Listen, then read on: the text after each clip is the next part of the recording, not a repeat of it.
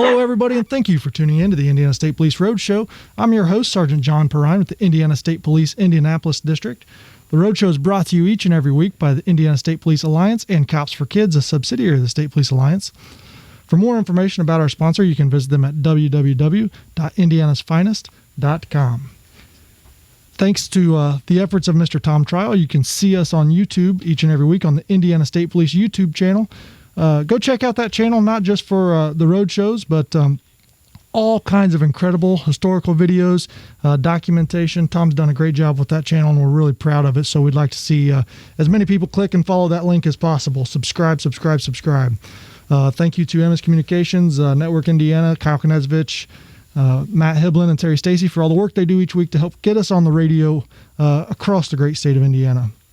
Our guest today from the Indiana Department of Correction is Christine Daniel. She's the Executive Director of Transitional Healthcare, and we appreciate you coming in. Welcome. Thank you. Now, I always appreciate and value these stories from the Indiana Department of Corrections because in my line of work, essentially I take somebody from the moment the crime is committed to the court process. And then once that process is over, unfortunately, I don't have much follow-up after that. And so it's really intriguing to me to kind of hear what happens to these folks as they are corrected and transitioned back into society. And so that's exactly what we're here to talk about today, is something called transitional healthcare. And this is a new to me, and so I'm going to be learning with the rest of our listeners. So just tell us a little bit about what is transitional healthcare. We are a team within medical division at Indiana Department of Correction, and we use a person-centered individual approach to intensive release planning, pre-release, and during the transition home. So that could be anything from applying for Medicaid and HIP, making sure it's activated, coordinating care for physical health care issues, maybe HIV, Hep C, any physical health care issue, behavioral health care issues, mental health diagnoses, and then really digging down on other issues that affect that access to care, transportation, safe housing, economic issues. So it sounds like, because what happens is while they're incarcerated, that care is provided to them, and they probably kind of get used to all of these services that they receive, and of course they want to get out, and we want them to get out, but then the last thing we want is to say, hey, all these services that you've been receiving, sorry, you're on your own now, right? So that's kind of what you do is, hey, we're going to help you, keep helping you. Exactly. So the last thing we want is for those things to stop day of release. We really are working on a continuum of care across systems of care. Yeah. So it can get pretty complicated. We acknowledge that people deserve the care and they need the care to be successful and productive, and that's really our ultimate goal, is to have people go home, removed from justice involvement, healthy, successful, productive. Yeah, and I have to believe that the lack of those services for them in the real world before this program could contribute to some of the recidivism, because they can't get what they need, and so they psychologically or whatever it may be could contribute to some of that. So I think this is a really, really cool program. So tell us how it was established. How was this transitional healthcare established? We were established just over a year ago by our Chief Medical Officer, Dr. Kristen Doss. We really saw a need for care planning on that continuum of care. I think people often refer to reentry, and we're just a little bit different from reentry, as we focus on the medical model, and reentry provides programming, education. So we want to be able to support and enhance what they've learned in the department, and while they take it out, acknowledging that without the proper follow-up care, physical health, behavioral health, whatever the need is, they aren't going to be successful at their job or with their family. So this is just one piece of the service, the puzzle, essentially, that you guys provide when somebody is being released. And of course, there are people helping get jobs and careers and things like that. And your focus is making sure they're able to maintain whatever healthcare services they need. Exactly. We really focus on social determinants of health. Those are those areas where people are born, live, grow, work, that affect health status. So I think sometimes it's easy to focus on, well, they didn't go to treatment. And we really drill down, well, why didn't they go to treatment? Mm-hmm. Did they have a payer source? Do they have benefits to pay for that treatment? Do they have transportation to get there? Yeah. I think during the pandemic, we saw a lot of treatment move to virtual platforms, which I am all for. However, it doesn't work for everybody. Right. So it's just, we really try to drill down on those individual strengths. What are they leaving with their strengths? And then what are the needs or barriers that might contribute to recidivism later? So I don't want anybody to be confused. You're not necessarily providing health care for these folks. You're just a resource for them to help them along. Like, here's who you can call, or let me make that call for you. But it's not like you're providing that service. We are not providing the transitional healthcare is not providing the service. Yeah. What we do is collaborate with sister state agencies, with community providers, with private organizations to make sure that they have that access to care and a quality of care. Excellent. So there's a lot of help out there that people that's available to anybody, and you're just making sure that you connect your folks with that help. Yes. Excellent. So again, we talked a little bit about traditional reentry, but how does this program differ from what you could consider traditional reentry? Again, I think traditional reentry really focuses on while they are inside. They focus on programming. They focus on jobs training, education, all of those things, and then we really work with them and then beyond after they're done with that piece. So I think it's important to understand that transitioning somebody home is not an event, right? It's a process. And I think sometimes people see it as an event. Mm-hmm. They walk out the door, they're free. Maybe they have community supervision, maybe they don't, but they're free to get a job, they're free to drive around, they're free to see their family. It's just not always that simple.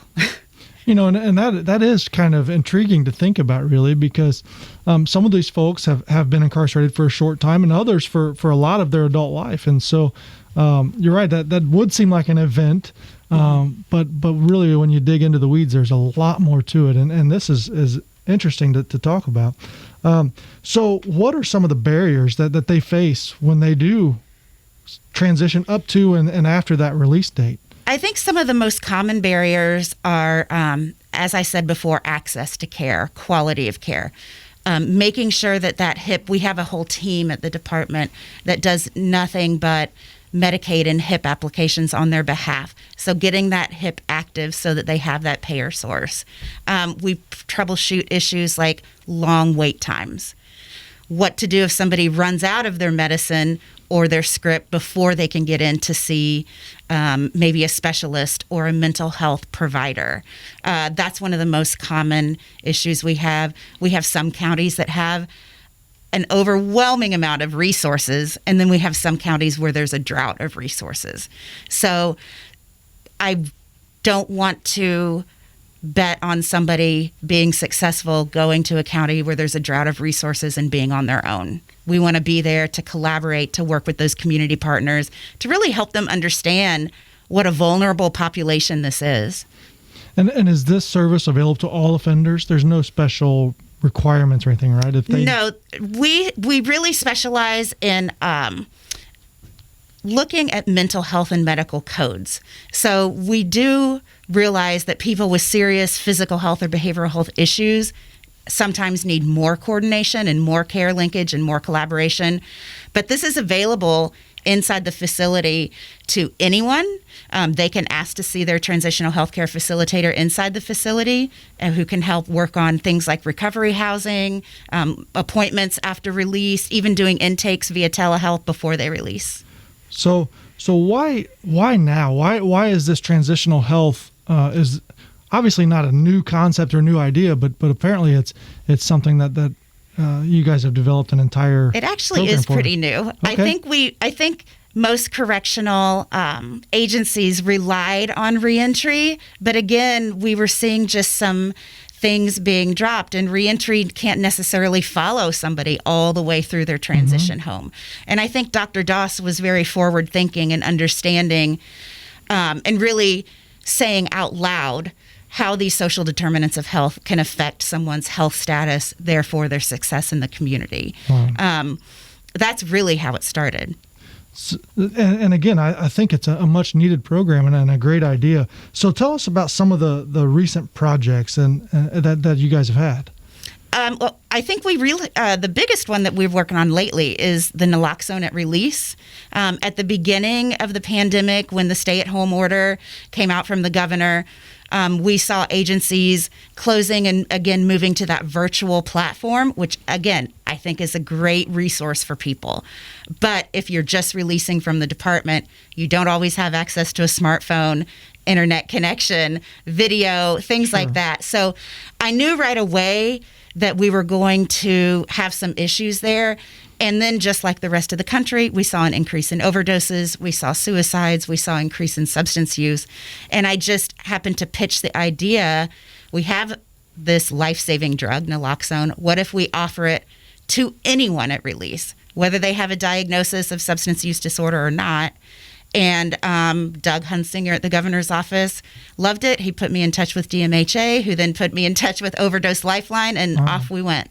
And again, this is one of those things that people may not understand. And I think we're all kind of learning the value of this medication and Narcan or naloxone or whatever. And it's about saving lives, essentially. And that's exactly what this is doing. The Indiana State Police has had this for a couple of years now and undoubtedly saved lives with it. And so, again, we want these folks to have that same access. Absolutely. And I think, too, the access continues for their family. They can be linked to Overdose Lifeline and treatment just in the little kit that we send them home with. And I understand you have some involvement in the Officer Breonna Leith Memorial Health Unit, too. So talk briefly about what that is. Yes, that is our mom and baby unit at Indiana Women's Prison. It was formerly known as We Ones, and we rededicated to her. She was an officer on the unit. Well-loved, well-liked, a real leader on that unit for the women and the staff at the women's prison. Yeah. So Transitional Healthcare oversees that project. We've made a number of changes. Some are still in the works, but I think our goal with that unit remains to return women and their children healthy to the community, wrapped in services, successful, strong. Yep. And for those that don't quite understand why this was named after Officer Leith, Officer Breonna Leith was shot and killed in the line of duty as an Indianapolis Metropolitan Police officer earlier this year. But prior to her career with IMPD, she worked for the Indiana Department of Corrections in that unit. So yes. Very, very cool to memorialize her and her efforts in that unit as well. So talk to us, what's the overall goal of this transitional healthcare and what kind of outcomes are you hoping to produce? The overall goal is really to reduce recidivism. Our recidivism rates hover between 33, 35, 36% at any given time. And the first thing I did when I came to this position last year was really pull all the data, because I wanted to know who's recidivating and why. I think the why is the real question. So when we looked at things like mental health codes, we saw that people with serious mental illness were recidivate sometimes at a rate of 51.9%. So over half of the people we released with those diagnoses were coming right back to us.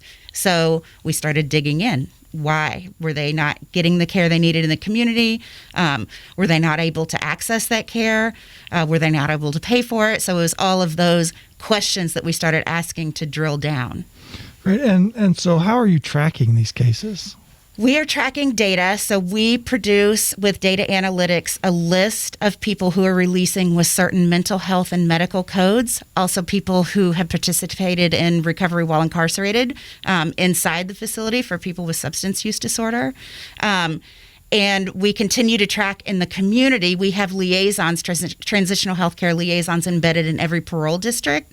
They continue to make referrals, follow people. We track that data. We hope in a year we're going to have some solid numbers. this has been a really intriguing conversation, and I do appreciate this because there's so many levels of Department of Correction to help these folks, and it really is helpful. And so thank you, Christine Daniel, for coming in from the Indiana Department of Corrections. You have been tuned in to the Indiana State Police Roadshow, brought to you by the Indiana State Police Alliance and Cops for Kids, a subsidiary of the State Police Alliance.